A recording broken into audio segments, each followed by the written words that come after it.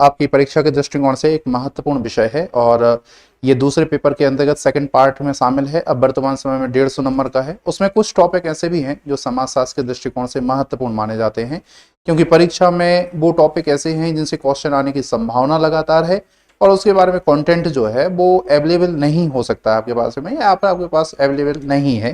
तो हमारी कोशिश ये है कि वो जो टॉपिक हैं उन टॉपिकों को छांट के आपको समय समय पर ऐसे टॉपिक उपलब्ध करा दी जाएं।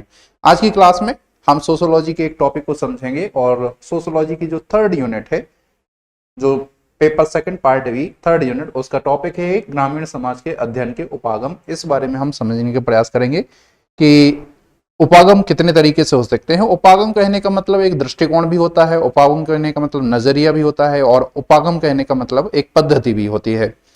जब भी हम किसी विषय के बारे में पढ़ना चाहते हैं तो हमारे पास सबसे बड़ी समस्या इस बात की रहती है कि हम पढ़ें क्या, या फिर उस विषय को पढ़ने का या फिर उस विषय को जानने का तरीका क्या हो सकता है।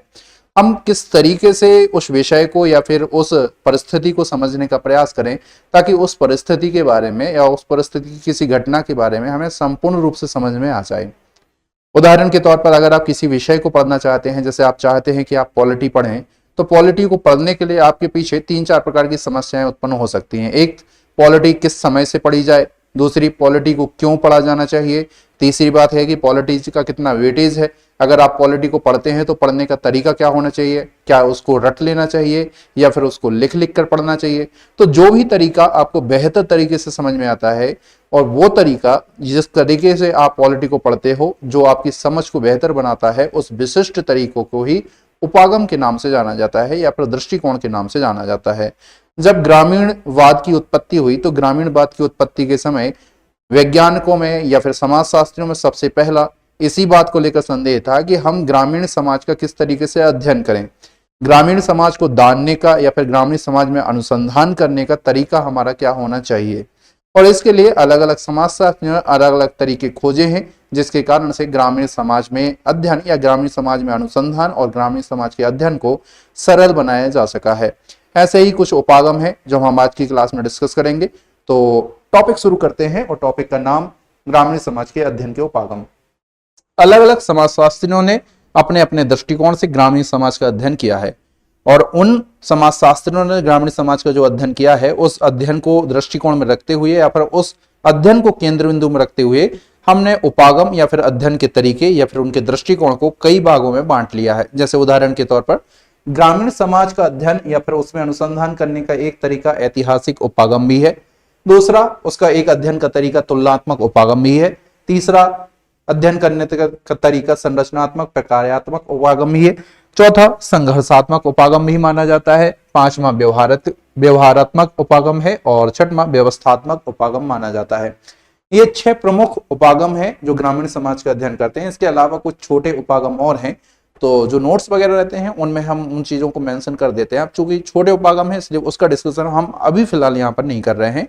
जो अध्ययन के प्रमुख उपागम है, परीक्षा में आपके लिए सीधा पूछा जाएगा कि ग्रामीण समाज के प्रमुख उपागमों पर चर्चा कीजिए या फिर ग्रामीण समाज के अध्ययन के प्रमुख दृष्टिकोण, नजरियों पर या पद्धतियों पर चर्चा कीजिए। इस प्रकार से क्वेश्चन आएगा। तो आप बता दीजिए कि उपागम कहने का क्या मतलब होता है, उपागम का महत्व किस बात के होता है। तो एक नजरिया जो होता है उसको कहा जाता है ऐतिहासिक उपागम। ऐतिहासिक उपागम सबसे पहले बोटोमोर के द्वारा दिया गया था और बोटोमोर का ऐसा कहना था कि ऐतिहासिक उपागम एक ऐसा उपागम होता है जिसमें हम किसी परिस्थिति के बारे में या किसी घटना की ऐतिहासिकता को जानने का प्रयास करते हैं कि आखिरकार वो कितनी पुरानी है और उसकी उत्पत्ति के पहले कौन सी ऐसी परिस्थितियां जिम्मेदार थीं जिसके कारण से उसकी उत्पत्ति हुई है। ठीक इसी तरीके से ग्रामीण समाज की जब हम ऐतिहासिक उपागम के बारे में पढ़ते हैं तो ग्रामीण समाज की उत्पत्ति के हम कारणों को जानने का प्रयास करते हैं। ग्रामीण समाज कितना पुराना है, ग्रामीण समाज की पृष्ठभूमि क्या थी, इन सभी चीजों को हम उसकी ऐतिहासिकता के साथ जोड़ के पढ़ते हैं। तो प्रमुख रूप से ऐतिहासिक उपागम में ग्रामीण समाज की उत्पत्ति के बारे में, उसके काल के बारे में या फिर उसके उत्पन्न होने की पहली की जो परिस्थिति हैं उनके बारे में हम पढ़ने का प्रयास करते हैं। तो बोटेमोर ने सबसे पहले इस उपागम को दिया था। तो पढ़ने का एक तरीका ये भी है। ऐतिहासिक उपागम का जब हम अध्ययन करते हैं तो हमें इससे ये पता चलता है कि हमारा जो ग्रामीण समाज है वो आखिरकार कितना पुराना है। प्लस हमें इससे यह भी पता चलता है कि ग्रामीण समाज जब नहीं बना था तो उसके पहले किस प्रकार का समाज हुआ करता था और ऐसी कौन सी परिस्थितियां उत्तरदायी थी जिसके कारण से आपको ग्रामीण समाज की उत्पत्ति करनी पड़ी और ग्रामीण समाज का अध्ययन और या फिर उसमें अनुसंधान वगैरह हुआ। तो कुछ समाजशास्त्री ऐसे हैं जो ग्रामीण समाज के इस पहलू को उजागर करते हैं या फिर इस पहलू के बारे में चर्चा करते हैं जो उसकी तिथि और परिस्थिति, उद्गम होने की परिस्थिति, उस पर विचार करते हैं। एक होता है तुलनात्मक उपागम। तुलनात्मक उपागम का जो समाजशास्त्र में जनक माना जाता है वो दुर्खिम को माना जाता है, इमाइल दुर्खिम को माना जाता है।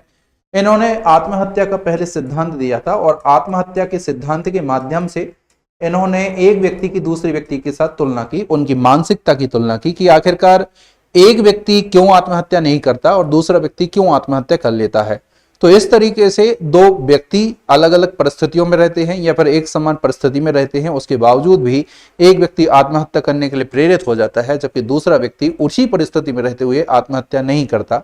तो दो व्यक्तियों की उन्होंने मानसिकता की तुलना की और तुलना करने के बाद उनको समझ में आया कि कुछ ऐसी महत्वपूर्ण मानसिक चीजें रहती हैं या फिर मानसिक कारक उत्तरदायी रहते हैं जिसके कारण से कुछ व्यक्ति आत्महत्या करने के लिए प्रेरित हो जाते हैं। ठीक इसी तरीके से ग्रामीण समाज में हम दो समान काल में स्थापित समाजों का तुलना करते हैं। एक ग्रामीण समाज की दूसरे ग्रामीण समाज के साथ तुलना करते हैं और एक ग्रामीण समाज की दूसरे शहरी समाज से तुलना करते हैं। तो जब हम दो ग्रामीण समाज की तुलना करते हैं तो हमें उसमें से कुछ कॉमन सी बातें मिल जाती हैं और जब हमें कॉमन सी बातें मिलती हैं तो हम उसके चरित्र के बारे में बता सकते हैं या फिर उसकी महत्वपूर्ण विशेषताओं के बारे में बता सकते हैं। हम ये निर्धारित कर सकते हैं कि ग्रामीण समाज की प्रमुख विशेषताएं कौन सी हैं। जब हम शहरी और ग्रामीण समाज की तुलना करते हैं तो तुलना करने के माध्यम से हमें यह समझ में आता है कि ग्रामीण समाज कहने का मतलब क्या होता है और शहरी समाज कहने का मतलब क्या होता है। दो अलग अलग समाजों के कहने का मतलब क्या होता है वो हमें यहां से समझ में आता है। तो उनकी जो विशेषताएं हैं, ग्रामीण समाज की विशेषताएं, वो हमें तब पता चलती हैं जब हम उसका तुलनात्मक तरीके से अध्ययन करते हैं। तुलना किसके साथ होगी ये भी समझना आपके लिए जरूरी है कि ग्रामीण समाज की तुलना दूसरे ग्रामीण समाज से भी हो सकती है जो अलग परिस्थिति में है, अलग क्षेत्र में है या फिर अलग देश वगैरह में है, उनसे भी तुलना हो सकती है। जैसे उदाहरण के तौर पर मध्य प्रदेश में जो ग्रामीण समाज है और तमिलनाडु के जो ग्रामीण समाज है उनके बीच में बेसिक डिफरेंस क्या है, प्लस उन दोनों में समानता क्या है। इसी तरीके से मध्य प्रदेश का जो ग्रामीण क्षेत्र है और प्लस मध्य प्रदेश का जो शहरी क्षेत्र है उसमें किस बात की समानता है और किस बात का अंतर है। तो इसके माध्यम से हम दोनों के बीच में अंतर और उनके बीच समानताओं को स्पष्ट कर पाते हैं। तो विशेष तौर पर तुलनात्मक रूप से हमें वो विशेषताएं पता चल जाती हैं जो एक दूसरे को अलग करती हैं या फिर एक दूसरे को जोड़ती हैं। तो तुलनात्मक पद्धति का अध्ययन जो है वो सबसे पहले दुर्खिम ने शुरू किया था, इसलिए तुलनात्मक समाजशास्त्र का इनको जनक भी माना जाता है। एक होता है संरचनात्मक प्रकार्यात्मक, और संरचनात्मक प्रकार्यात्मक जो तुलना है ग्रामीण समाज की वो मुख्य रूप से श्यामाचरण दुबे, एससी दुबे के द्वारा प्रारंभ की गई थी। भारत के समाजशास्त्री हैं। संरचनात्मक प्रकार्यात्मक में आपको दो महत्वपूर्ण बातें अध्ययन करनी होती हैं। तो जब हम ग्रामीण समाज का संरचना पढ़ते हैं तो उसमें हमें पता चलता है कि ग्रामीण समाज किन किन अंगों से मिलकर बना हुआ है। दूसरी बात हमें यह भी पता चलता है कि ग्रामीण समाज के जो प्रमुख अंग हैं उन प्रमुख अंगों के कार्य कौन कौन से हैं। तो ग्रामीण समाज की संरचना में ग्रामीण समाज से निर्माण होने वाले अंग प्लस उन अंगों के कार्यों के बारे में हमें पता चलता है। तो कुछ समाजशास्त्री ऐसे होते हैं जो इस बात पर फोकस करते हैं कि हमें पता होना चाहिए कि जो परिस्थिति है, जो घटना हुई है, उस घटना के पीछे प्रमुख उत्तरदायी कारण कौन से हैं, कौन सी ऐसी परिस्थितियां थी जो उसके होने के लिए जिम्मेदार माने जाते हैं, या फिर किसी वस्तु के कौन कौन से अंग माने जाते हैं, उन वस्तु के कौन कौन से कार्य माने जाते हैं। उदाहरण के तौर पर अगर आप मनुष्य शरीर को ले लीजिए तो मनुष्य शरीर में संरचनात्मक और प्रकारात्मक अध्ययन कहने का मतलब होता है कि हम अध्ययन करेंगे कि मनुष्य के शरीर के प्रमुख अंग कौन कौन से हैं। तो मनुष्य के शरीर के प्रमुख अंगों में हमने आंखें देख ली, हमने कान देख लिए, अपने हाथ देख लिए, आपने पैर देख लिए, और इन अंगों के प्रमुख कार्य कौन कौन से हैं। आंखों का काम देखना होता है, कानों का काम सुनना होता है, हाथों का काम किसी चीज को पकड़ना होता है, पैरों का काम चलना होता है। तो मुख्य रूप से इनके कार्यों के बारे में और इनके महत्व के बारे में उजागर किया जाता है। तो श्यामाचरण दुबे जैसे महत्वपूर्ण समाजशास्त्री थे, उनका यह मानना था कि ग्रामीण समाज के अध्ययन करने का एक जो तरीका हो सकता है वो ग्रामीण समाज के अंगों को पहचानना हो सकता है कि उसके प्रमुख प्रमुख अंग कौन कौन से हैं और उन अंगों के प्रमुख कार्य कौन से हैं। तो एक जो अध्ययन करने का तरीका होता है वो आपका संरचनात्मक प्रकार्यात्मक उपागम भी माना जाता है। श्यामाचरण दुबे इसके अग्रणी समाजशास्त्री माने जाते हैं। एक उपागम अगर आप यहां पर देखेंगे तो उसका एक उपागम संघर्षात्मक उपागम माना जाता है। संघर्षात्मक उपागम के जो प्रमुख प्रतिपादक हैं उनका नाम आप जानते हैं, कार्ल मार्क्स हैं। कार्ल मार्क्स का कहना था कि समाज में चाहे एक समता स्थापित भी हो जाए, उसके बावजूद भी समाज में निरंतर संघर्ष चलता रहता है। तो किसी भी समाज के आगे बढ़ने का जो सबसे महत्वपूर्ण स्रोत माना जाता है वो संघर्ष को माना जाता है। तो कार्ल मार्क्स का ऐसा मानना है कि अगर समाज में संघर्ष खत्म हो जाएगा तो समाज जो है वो एक ही जगह पर स्थिर हो जाएगा। समाज के निरंतर बढ़ने के पीछे जो सबसे महत्वपूर्ण कारण है वो होता है संघर्षात्मक। अब कार्ल मार्क्स ने जब शुरुआती समय में समाज का अध्ययन किया तो उनका ऐसा मानना था कि समाज में शोषक और शोषित दो वर्ग हैं जिनके बीच में आपस में संघर्ष चल रहा है, और इनके बीच में जब संघर्ष हो जाएगा तो संघर्ष होने के बाद जो शोषक वर्ग है वो पूरे तरीके से हट जाएगा और समाज में शोषित वर्गों की स्थापना हो जाएगी, जिसके कारण से वर्ग के स्थान पर एक समानता स्थापित हो जाएगी। लेकिन इसका एक दूसरा पहलू भी है कि जब समाज में व्यक्ति एक जैसी स्थिति में हो जाएंगे तो उसमें से कुछ व्यक्ति रहेंगे जो अपनी स्थिति को सुपीरियर करने की कोशिश करेंगे। वो चाहेंगे कि उनका शासन बाकी व्यक्तियों के ऊपर हो जाए। तो शोषित वर्ग में से ही फिर कुछ व्यक्ति शोषक बनने की कोशिश करेंगे और इसलिए शोषित वर्गों के बीच में फिर से आपसी संघर्ष चलेगा और उस आपसी संघर्ष के कारण से नई नई पद्धतियां विकसित होंगी। तो संघर्षात्मक पद्धति या फिर संघर्षात्मक उपागम हमें बताता है कि ग्रामीण समाज के आगे बढ़ने का प्रमुख कारण क्या है। तो ग्रामीण समाज में वर्ग के स्थान पर, जाति के स्थान पर, धर्म के स्थान पर, क्षेत्रों के स्थान पर, सभी स्थानों पर किसी न किसी प्रकार का संघर्ष व्यक्तियों के मध्य या टकराव देखने को मिलता है, और इसी टकराव की वजह से, इसी संघर्ष की वजह से ग्रामीण समाज जो है वो निरंतर प्रगति करता है। इस प्रकार का स्टेटमेंट कार्ल मार्क्स के द्वारा दिया गया है। आपके लिए एक महत्वपूर्ण सूचना ये भी है कि श्री वेदांत एकेडमी के जो बैचेज हैं वो वेदांत एकेडमी के बैचेज जो हैं वो ऑफलाइन बैचेज प्रीलिम्स 2025 को टारगेट करते हुए हमारे 22 जुलाई से स्टार्ट हो रहे हैं। उसकी टाइमिंग सुबह 9 बजे से लेकर 1 बजे तक है। ध्यान रखना है ये पूरे तरीके से टारगेटेड बैच है जिसमें हम 6 मंथ में आपका सिलेबस कंप्लीट करा कर देंगे। हमारी पूरी कोशिश है कि 6 महीने में आपका सिलेबस कंप्लीट करा कर देंगे। उसमें छुट्टियों को इंक्लूड नहीं हम कर रहे हैं। कभी कभी परिस्थितियां ऐसी रहती हैं कि आपकी छुट्टियां हो जाती हैं, लंबी छुट्टियां भी हो जाती हैं, त्योहार वगैरह आते हैं, तो उसको एक्सक्लूड कर लीजिए या फिर छुट्टियों के आप 1-1.5 महीने ऊपर मान लीजिए, तो 7 महीने का आपका पूरा बैच माना जाता है। और फैकल्टी आपको यहाँ पर दिख रही होगी, गौरव सर है ज्योग्राफी पढ़ाएंगे, नामदेव सर जो है वो आपको साइंस वाला पोर्शन पढ़ाएंगे, पाठक सर जो कि हमारे डायरेक्टर हैं वो आपको हिस्ट्री और पॉलिटी जैसे सब्जेक्ट कवर करवाएंगे। मैं जो हूँ वो आपके लिए एमपीजी के जो परीक्षा के दृष्टिकोण से महत्वपूर्ण है वो कंप्लीट करवाऊंगा, और लोकेश सर हमारे इकोनॉमिक्स आपके लिए कंप्लीट कराएंगे। सभी फैकल्टी एक्सपीरियंस्ड हैं, सबको कम से कम 2-2, 3-3 मेंस और इंटरव्यू देने का अनुभव भी है। इसके अलावा पिछले एवरेज अगर आप देखेंगे तो पिछले 6-7 सालों से, ये विगत वर्षों से सिविल सेवा की तैयारी यही करवा रहे हैं। तो हमारे पास अनुभवी टीम है। तो अगर आप अपनी तैयारी को सुनिश्चित करना चाहते हैं और सुदृढ़ करना चाहते हैं तो हमारे साथ जुड़ सकते हैं। आपके लिए 3 दिन की डेमो क्लासेस पूरे तरीके से फ्री है, तो आप डेमो क्लासेस के माध्यम से जानकारी भी प्राप्त कर सकते हैं, उसको ले सकते हैं और अपने मूल्यांकन भी कर सकते हैं, परख भी कर सकते हैं। ये डेमो क्लासेस ऑफलाइन रहेगी। 22 जुलाई से बैच चालू है, टाइमिंग 9 बजे से 1 बजे तक है। अगर आपको ऐसा लगता है कि फीस आपकी तैयारी में बाधक है तो फीस, प्रीलिम्स की फीस हमने घटाकर 12,000 कर दी है। ये बहुत ही नॉमिनल फीस है, आप चाहें तो इतने फीस में अपनी गुणवत्तापूर्ण तैयारी सुनिश्चित कर सकते हैं। इसके अलावा जो हमारा अगला मेंस का बैच है 2025 केवल मेंस, तो अगर कोई विद्यार्थी ऐसा है जो केवल और केवल मेंस करना चाहता है तो केवल और केवल मेंस के बैचेस भी हमारे 22 जुलाई से चालू हो रहे हैं। उसकी टाइमिंग दोपहर में 1 बजे से लेकर 6 बजे तक है। डेली 5 क्लासेस आपकी चलेंगी, 5 घंटे की क्लासेस चलेंगी। 5 फैकल्टीज जो आपको पढ़ाएंगी वो यहाँ पर आपको फैकल्टीज दिख रही होंगी, उनके अनुभव और उनके सब्जेक्ट आपको दिख रहे होंगे। यहाँ पर पाठक सर जो कि डायरेक्टर हैं वो आपको 3 सब्जेक्ट कवर करवाएंगे, हिस्ट्री, पॉलिटी एंड एथिक्स। इनको पढ़ाने में 15 साल का एक्सपीरियंस है, प्लस ये सिविल सेवा में चयनित भी हो चुके हैं, तो वो सारा अनुभव आपको मिल जाएगा। गौरव सर जो आपको ज्योग्राफी और हिंदी पढ़ाएंगे, इनको पिछले 15 वर्षों में सिविल सेवा में अनुभव है और ये पिछले 15 वर्षों से पढ़ा भी रहे हैं। मैं आपके लिए सोशियोलॉजी और एमपीजी के पढ़ाऊंगा और मैं विगत 10 वर्ष से सिविल सेवा की तैयारी में पढ़ा रहा हूँ। नामदेव सर 10 सालों से पढ़ा रहे हैं, साइंस ट्रैक आपको कवर करवाएंगे।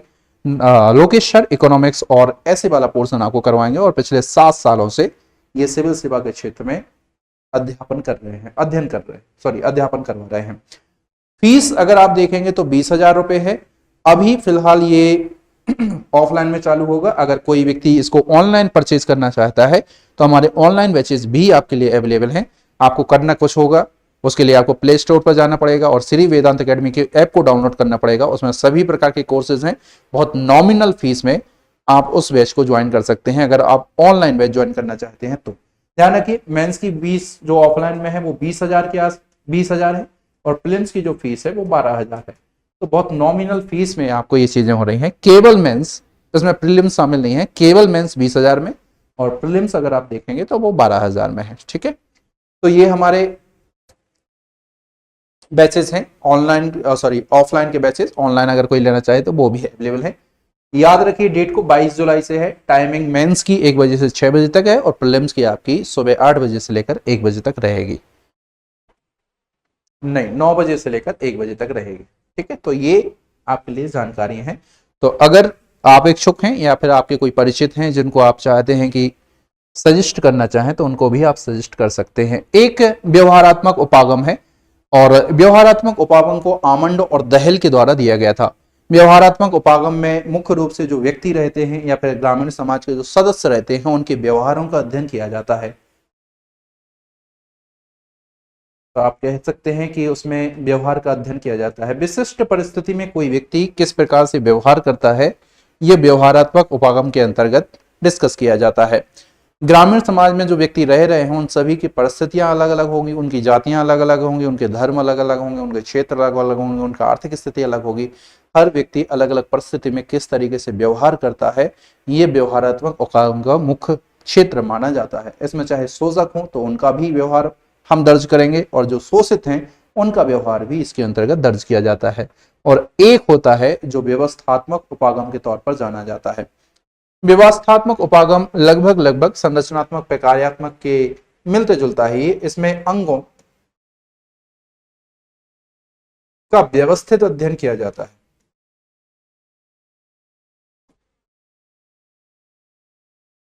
ग्रामीण समाज के जो प्रमुख अंग हैं उन ग्रामीण समाज के प्रमुख अंगों का व्यवस्थित अध्ययन व्यवस्थात्मक उपागम के अंतर्गत किया जाता है।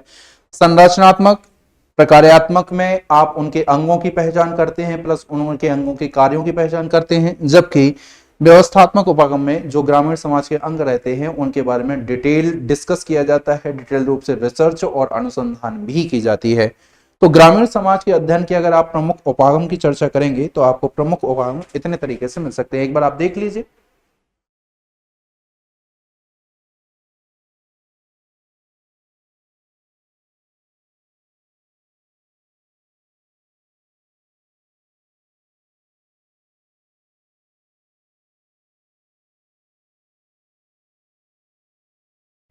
ठीक है, व्यवस्थात्मक उपागम कहने का मतलब है अंगों का व्यवस्थित अध्ययन करना।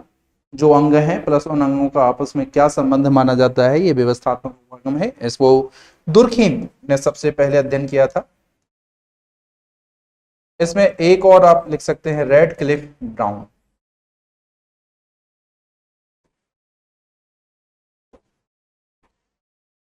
तो उपागम की प्रमुख पद्धतियों पर अगर आप देखेंगे या फिर प्रमुख जोर देंगे तो उपागम की प्रमुख पद्धतियों में ये पद्धतियां आपकी प्रमुख रूप से शामिल हो जाएंगी।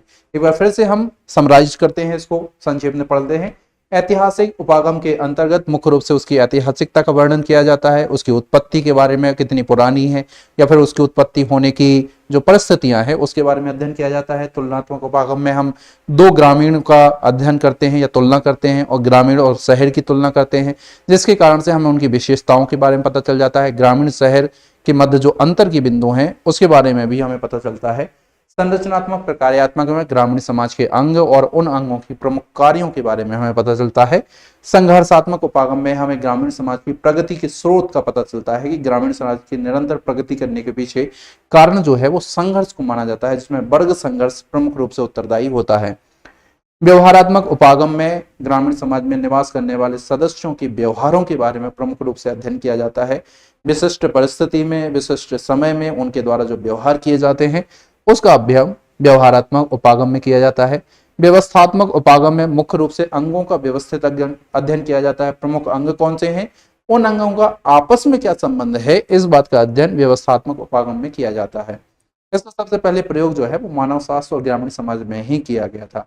तो प्रमुख रूप से ग्रामीण समाज के अध्ययन करने की ये उपागम है जिसको परीक्षा के दृष्टिकोण से आपको पढ़ना है। तो आपसे सीधा सीधा क्वेश्चन पूछा जाएगा कि ग्रामीण समाज के अध्ययन के प्रमुख उपागमों पर विस्तार पूर्वक चर्चा कीजिए। अगर 7 नंबर में पूछा जाएगा तो वो पूछा जाएगा कि ग्रामीण समाज के अध्ययन के प्रमुख उपागमों को लिखिए या संक्षेप में उनके बारे में समझाइए। तो आप डायग्राम बनाइए और सबके बारे में थोड़ी थोड़ी लाइन लिख लीजिए। एक बात ध्यान रखना कि आप में इसमें समाजशास्त्र जो है उसका नाम आपको विशेष तौर पर देना है, और कौन से उपागम को किस समाजशास्त्री ने दिया था या फिर उसके साथ कौन सा समाजशास्त्री जुड़ा है, वो अगर आप बता देंगे मेंस की परीक्षा में तो उसके साथ आपका उत्तर उतना ही ऑथेंटिक हो जाएगा, प्रामाणिक हो जाएगा। ठीक है, तो ये है ग्रामीण समाज के उपागम की अध्ययन की पद्धतियां। इसी तरीके से जो टफ टॉपिक हैं उनकी हम संक्षिप्त वीडियो आपके लिए लेते आगे रहेंगे। उसके लिए आप हमारे चैनल को सब्सक्राइब कर लीजिए ताकि समय समय पर आपको नोटिफिकेशन वगैरह मिल सके। मिलते हैं अगली क्लास में इसी प्रकार के एक नए टॉपिक के साथ। धन्यवाद।